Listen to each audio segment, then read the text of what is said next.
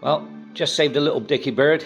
He was caught in his claws were caught in that nylon in the curtain rack. There he is, look at him, he's nervous as hell, look. See? And he's just watching the camera, look. He's watching me and the camera whenever I turn my hand. Anyway, I'm just going to let him go. Mr. Glicky Dirt.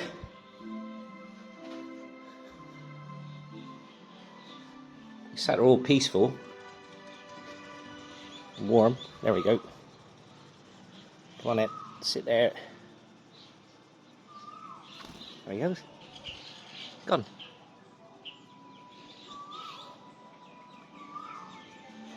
Gone. Now I'm back in the gym.